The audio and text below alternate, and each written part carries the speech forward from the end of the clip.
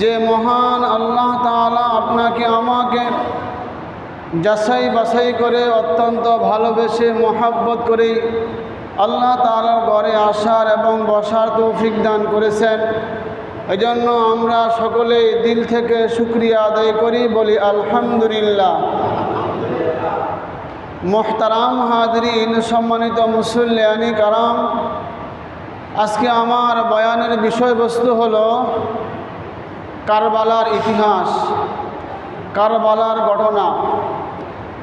মুহররম মাস আসলে যেই বিষয়টা সবচেয়ে বেশি চর্চা হয়, যেই বিষয়টা সবচেয়ে বেশি আলোচনা হয়, সেটা হলো নবী মুহাম্মদুর রাসূলুল্লাহ সাল্লাল্লাহু আলাইহি ওয়াসাল্লামের নাতি হুসাইন রাদিয়াল্লাহু তাআলা আনহু এর শহীদ হওয়ার ঘটনা। নবী সাল্লাল্লাহু আলাইহি ওয়াসাল্লামের নাতি হুসাইন রাদিয়াল্লাহু তাআলা আনহুকে নির্মমভাবে শহীদ করা হয়েছে, হত্যা করা হয়েছে। এই কারবালার ঘটনা ইতিহাস সম্পর্কে জানার জন্য সর্বপ্রথম আমাদের 6টা স্থানের কথা, 6টা জায়গার কথা আমাদের মনে রাখতে হবে।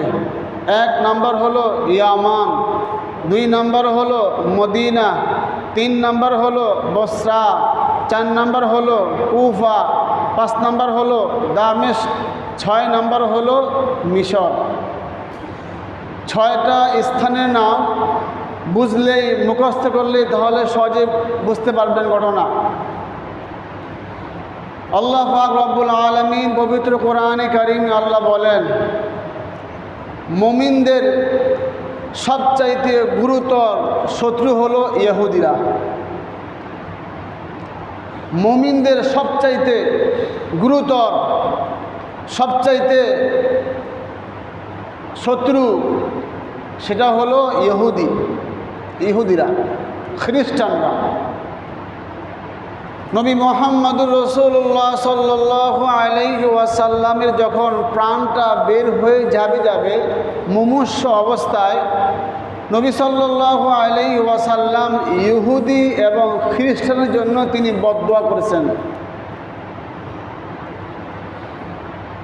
30 পারা কোরআনের 1 নম্বর পারা 18 নম্বর পৃষ্ঠে আল্লাহ পাক রব্বুল আলামিন বলেন, ওয়ালান তারদা আনকাল ইয়াহুদ ওয়ালান নাসারা হাত্তা তাত্তাবিআ মিল্লাতাহুম।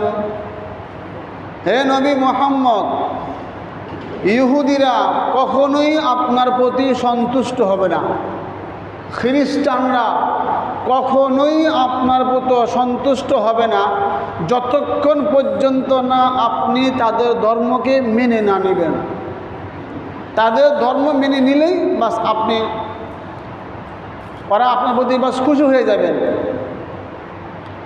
তো আল্লাহ বলেন, হে মুহাম্মদ, ইহুদি খ্রিস্টানরা কখনোই আপনার বন্ধু হবে না, আপনার প্রতি সন্তুষ্ট হবে না ততক্ষণ পর্যন্ত যতক্ষণ পর্যন্ত না আপনি তাদের ধর্মকে গ্রহণ না করবেন।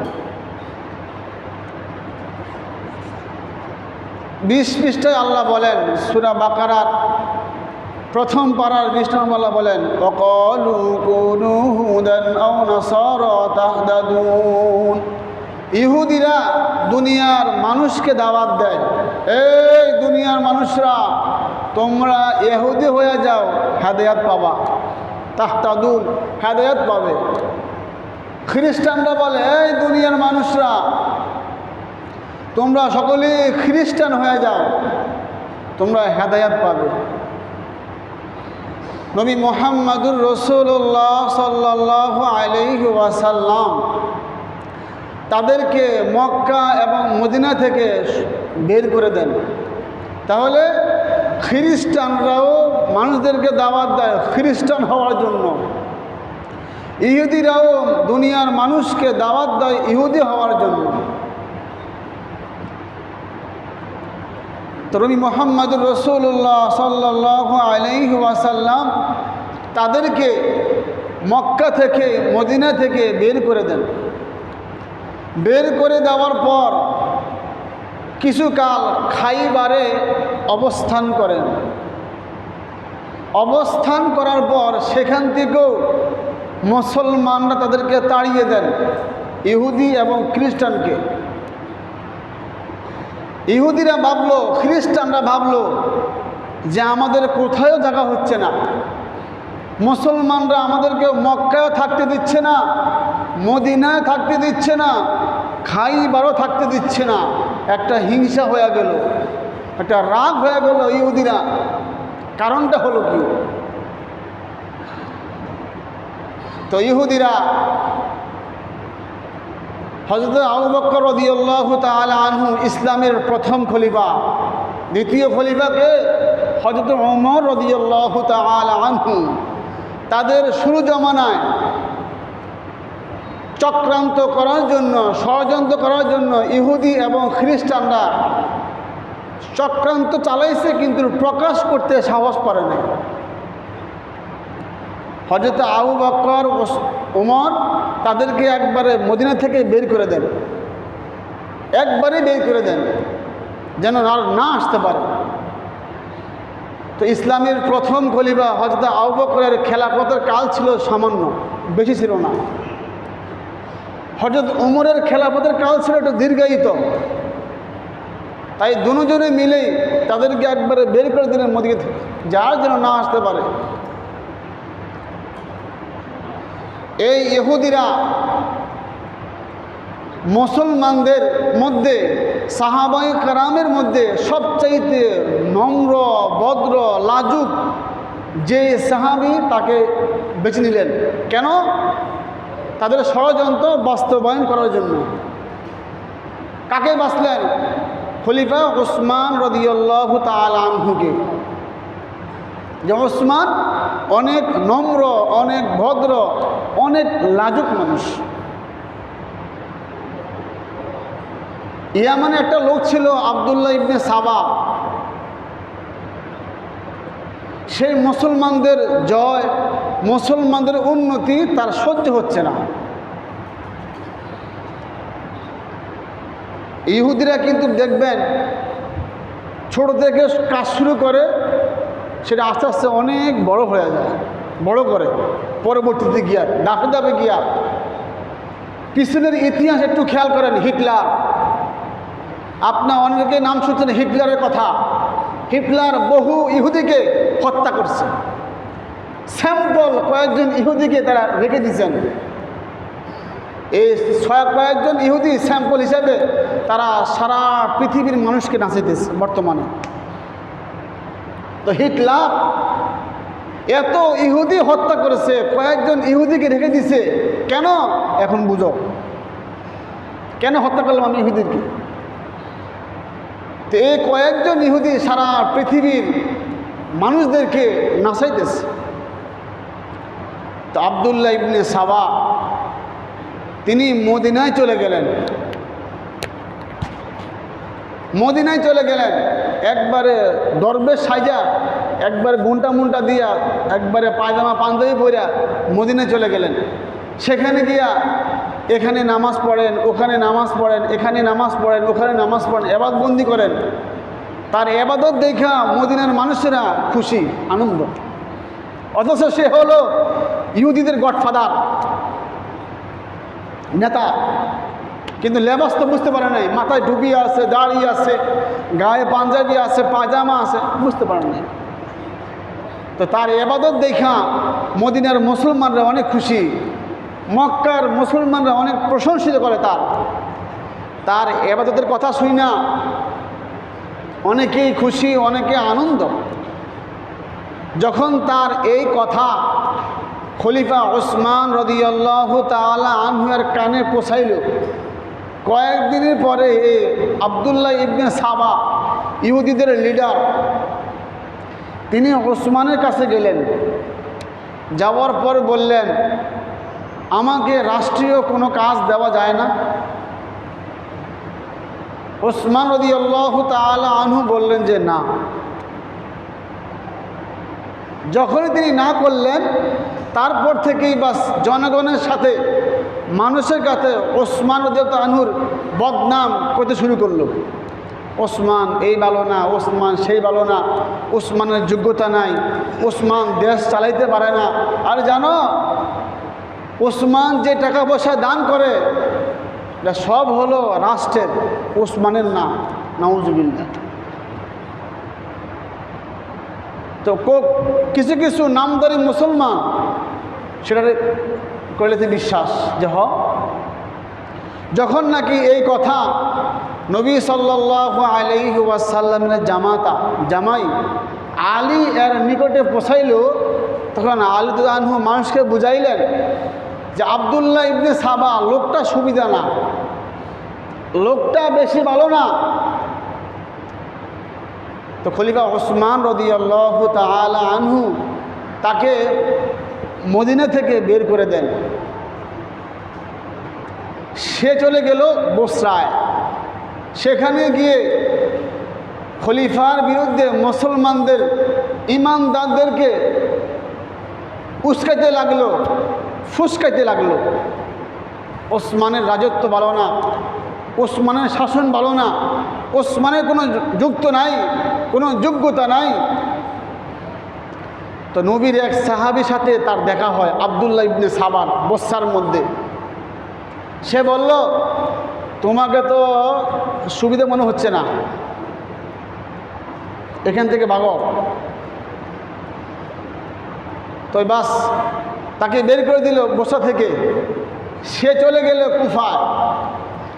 কুফার যে গভর্নর, কুফার মানুষ আগে থেকে কিছু মানুষ ওসমানের বিরুদ্ধে ছিল।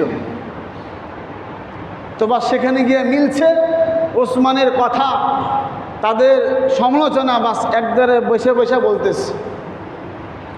তো কুফার যে গভর্নর, তো তিনি বলতেছেন, আব্দুল্লাহ ইবনে সাবা, তোমাকে তো দেখতে মনে হচ্ছে তুমি একজন ইহুদি, তুমি এখান থেকে চলে যাও।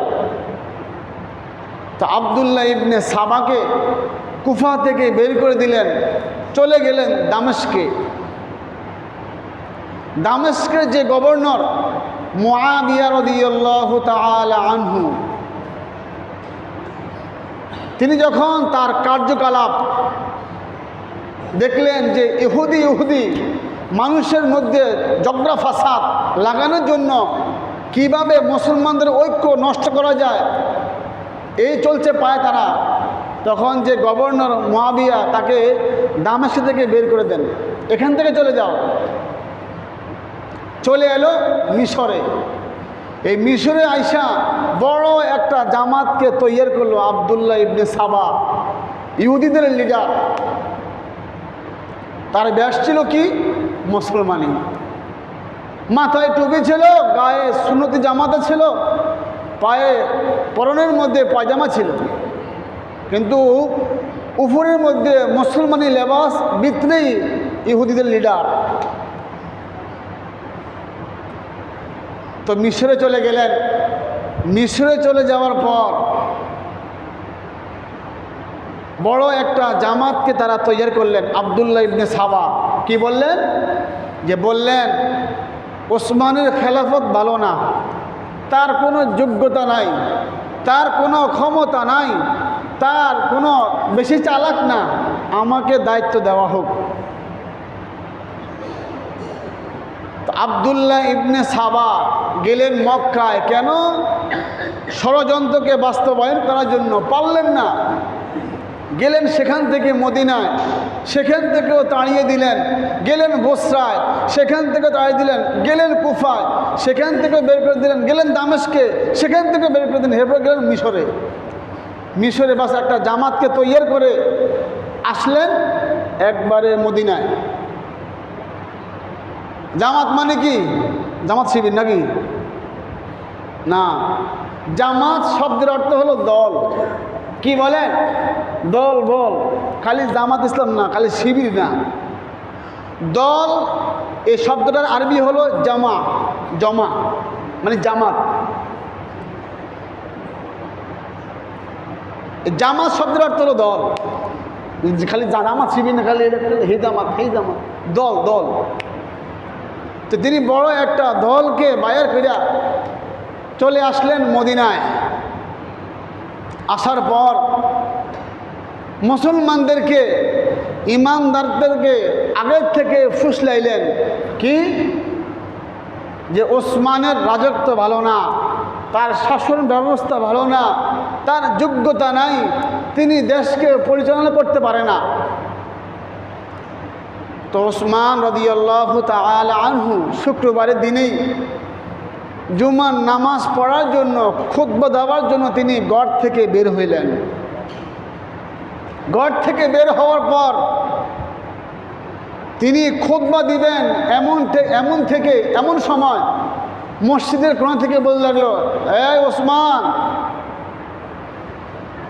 তোমার খেলাফত আমরা মানি না, তোমার শাসন ব্যবস্থা আমরা মানি না, তোমার যোগ্যতা নাই, তোমার এই সমস্যা, তোমার ওই সমস্যা, তোমার এই দোষ, তোমার ওই দোষ। যখন নাকি ওসমান রাদিয়াল্লাহু তাআলা আনহু এই কথাগুলো শুনলেন, শোনার পর তিনি বেহুশ হয়ে পড়ে গেলেন। যখন তার হুঁশ ফিরে আসলো, তখন তার বাড়িতে তিনি চলে গেলেন। বাড়িতে যাওয়ার পর আব্দুল্লাহ ইবনে সাবা, ইহুদিরা, খ্রিস্টানরা সকলেই মিলেই, নামদারি কিছু মুসলমান সকলেই মিলেই ওসমানের বাড়িকে, বাসভবনকে ঘেরাও করলো। প্রায় 18 দিন বা 22 দিন ওসমানকে পানি দেওয়া হয় নাই, খাবারও দেওয়া হয় নাই। 22 দিন বা 18 দিন নবীজির নাতি হুসাইনকে পানি দেয় না, কারবালার ময়দানে শহীদ করা হয়েছে, এই জন্য শরীর কাটেন। আর যে ওসমানকে যে পানি দেওয়া হয় না, তার কোনো ব্যথা নাই। হ্যাঁ, খালি আই হুসাইন, আই হুসাইন, নামাজ নাই, কিচ্ছু নাই। তো এই ইহুদিরা ওসমান রাদিয়াল্লাহু তাআলা আনহুর বাসভবনকে ঘিরে ফেলল। রাখলো কয়দিন? 18 দিন বা 22 দিন। যখন ইহুদিরা ঘেরাও করে ফেলল, তো কিছু কিছু সাহাবায়ে কেরাম বললেন যে, ওসমান, আপনি বলেন তাদেরকে শেষ করে দেই।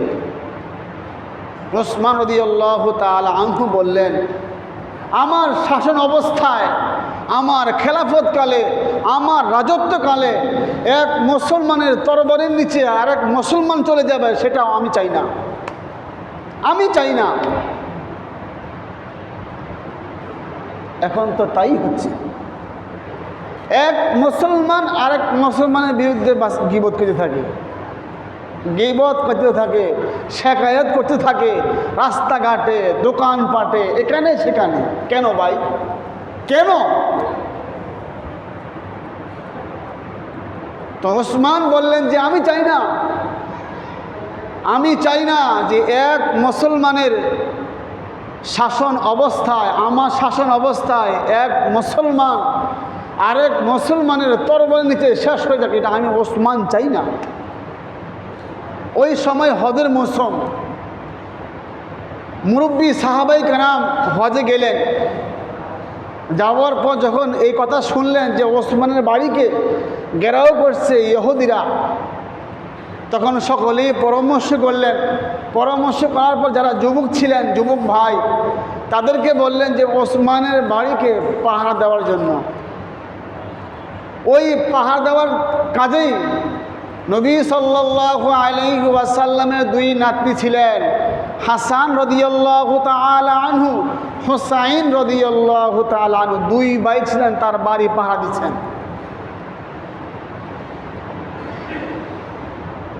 যখন নাকি ইহুদিরা তার বাড়িকে ঘেরাও করলো, তার বাসভবনকে ঘেরাও করলো, আর পারতেছে না, 18 দিন 22 দিন হয়ে গেছে। তো ইহুদিরা একটা দল ওসমানের বাড়ির মধ্যে ঢুকে পড়ল, তার বাড়ির মধ্যে ঢুকে পড়ল। আর কোনো পথ নাই, এই দরজায়ও মানুষ, ওই দরজায়ও মানুষ, ওখান দিয়ে বের হবে। তো তিনি বের হন নাই, একটা দল ভিতরে ঢুকে গেছে। দায়া দেখতেছে যে ওসমান রাদিয়াল্লাহু তাআলা আনহু কোরআন তেলাওয়াত করতেছেন, সুবহানাল্লাহ। কোরআন পড়তেছেন, সূরা বাকারার 37 নম্বর আয়াত তেলাওয়াত করতেছিলেন, 100 পড়তেছিলেন, ফাসায়াকফিকাহুমুল্লাহ। যখন তিনি এই আয়াতে বসলেন, সূরা বাকারার 137 আয়াতে, পিছন দেখে আয়সা তার গাড়ির উপরে বর্ষা মারল। যখন তার গর্দানকে ফেলে দিল, তখন রক্ত এই আয়াতের মধ্যে পড়ে গেল। ওলামায়ে কেরাম বলেন, যেই ব্যক্তি আল্লাহর রাস্তায় শহীদ হয়, তার শহীদ হওয়ার জন্য বিভিন্ন প্রমাণ থাকে, এই প্রমাণ থাকে, ওই প্রমাণ থাকে, এই ডকুমেন্ট থাকে, ওই ডকুমেন্ট থাকে। ওসমান রাদিয়াল্লাহু আনহু যে শহীদ হয়েছেন, তার প্রমাণ হলো কোরআন। তিনি কোরআন পড়তেছেন, তাকে বাস হত্যা করে ফেলল ইহুদিরা। চক্রান্ত, কিভাবে মুসলমানদের মধ্যে ঐক্য ধ্বংস করা যায়, তখন থেকে শুরু হচ্ছে ঐক্য নষ্ট করার জন্য ইহুদিরা। ওসমানকে হত্যা করার পর ইহুদিরা পরামর্শ করে যিনি বানাইবেন খলিফা, আমির, নিযুক্ত করলেন হযরত আলীকে, যে আলী, তুমি এখন থেকে খলিফা, আমির। তো হযরত আলী বললেন যে দেখেন, আমার দ্বারা সম্ভব না, আপনারা যাকে আমির বানাবেন আমি তাকে গ্রহণ করে নিব, কিন্তু আমার দ্বারা সম্ভব না। কিন্তু মদিনার মধ্যে একটা দল ছিল, সবাই, ওই গোষ্ঠী বলল, আপনি হয় খেলাফত নেন, নাহলে আপনাকে শেষ করে দিব। তো হযরত আলী চিন্তা করলেন যে এই মুহূর্তে খেলাফতের দায়িত্ব নেওয়া দরকার, আর নইলে মুসলমানদের মধ্যে ঐক্য শেষ হবে, মারামারি শুরু হয়ে যাবে। তো তিনি এই খেলাফতের দায়িত্ব তিনি গ্রহণ করলেন। গ্রহণ করার পরে হযরত আলী, আয়েশা রাদিয়াল্লাহু তাআলা আনহা, আরও দুইজন সাহাবী আব্দুল্লাহ ইবনে জুবাইর, তালহা, তারা মিশরে গিয়া একটা পরামর্শ করলেন যে আসলে এই হইছে, এই ঘটনা ঘটছে, তোমরা তো ছিল হজে। তো ইহুদিরা রাত্রের মধ্যেই মিটিং করলো, হয় আয়েশা এর কাফেলার মধ্যে হামলা হবে, না হয় আলী এর কাফেলার মধ্যে হামলা হবে, তাঁবুতে হামলা হবে। কারণ আয়েশার তাঁবুতে হামলা হলে সন্দেহ হবে কাকে? আলীকে। আর আলীর তাঁবুতে হামলা হলে সন্দেহ হবে কাকে? আয়েশাকে। এই যে লাগাইতেছে দ্বন্দ্ব। তারা কি করলো? এই ইহুদিরা আয়েশার তাঁবুতে হামলা করলো, সন্দেহ হলো আলীর প্রতি। কিরে, দিনের বেলা এই পরামর্শ হইল, সব কিছু হইল, রাত্রেবেলা হামলা করলো কেন? এই যে যুদ্ধ বেজে গেল। ইরাক এবং তার মধ্যবর্তী একটা জায়গা আছে, ওই জায়গার নাম হলো সিফিন। ওই জায়গার মধ্যে মুসলমানরা শহীদ হন 70,000 মুসলমান শহীদ হন। মুসলমান এরাও মুসলমান। সিদ্ধান্ত হলো যে মুসলমানদের ঐক্য নষ্ট করার জন্য হযরত আলীকে, জুবাইরকে, তালহাকে, মুআবিয়াকে হত্যা করা হবে। তো হযরত আলীকে হত্যা করার জন্য লোক ফিট করলো। হযরত আলী রাদিয়াল্লাহু তাআলা আনহু ফজরে নামাজ পড়ার জন্য